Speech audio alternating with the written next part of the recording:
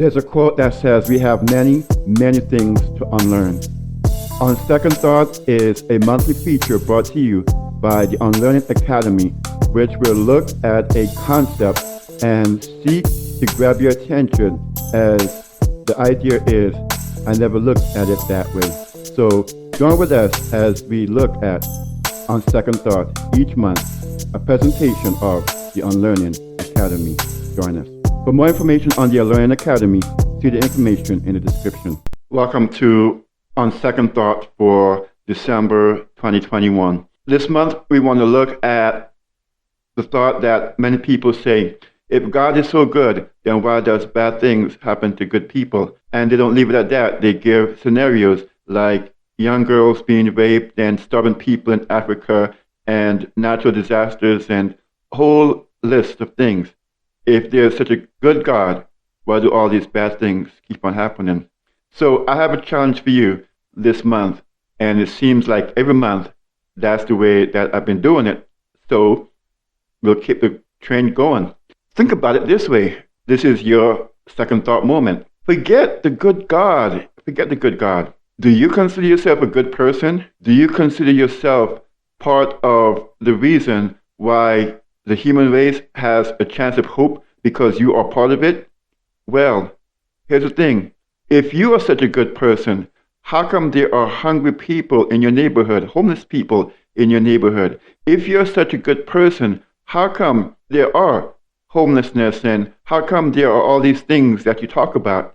Because after all, in some small way or in some big way, you have the power to stop it, or at least diminish a lot of it. There are kids right now who could be going to school and getting a good education, but because they don't have the resources, they are forced to do other things. Meanwhile, you have the resources and you're spending it on a next month subscription at Netflix. You see what I'm saying? So you talk a good game, but in reality, your money needs to be put where your mouth is.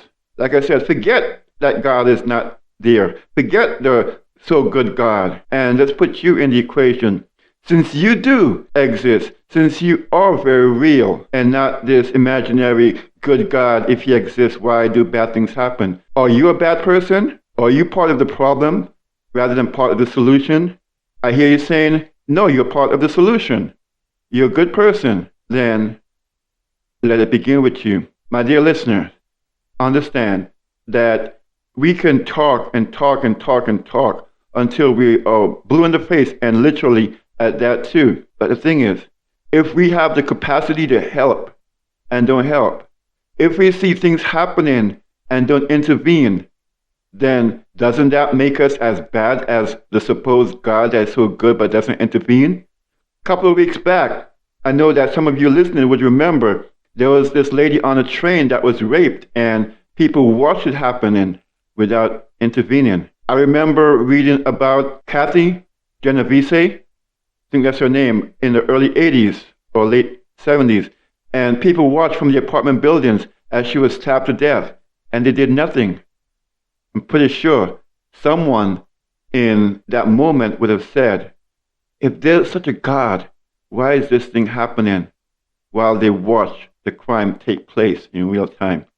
And other events happen, things that we know that we could help out, but we choose to stay silent.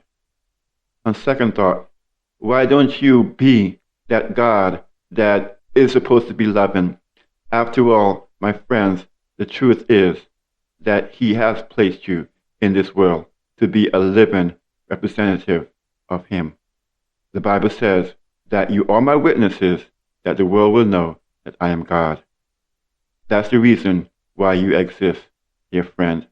When you go through a crisis, when you go through a situation, when you're hurting, you are well equipped, more so than those who have degrees under their names and aren't able to help because all they have to give is words. Or God has blessed you financially in such a way that you live such a comfortable life that you could squander money on things that you don't really need so that you can be a helping hand to those who are in need. He says the poor you'll always have with you so that you can be shining examples unto them. And finally, friends, I want you to remember this. He said, I was homeless, in prison, sick, naked, and so on, and you ministered unto me. And you lifting a finger to help those who are going through, you are standing in the place of God, and you are being a shining example. So rather than just talking about it going forward, why don't you be about it? Why don't you be about it? Be the difference that this world needs. May God bless you until we meet again.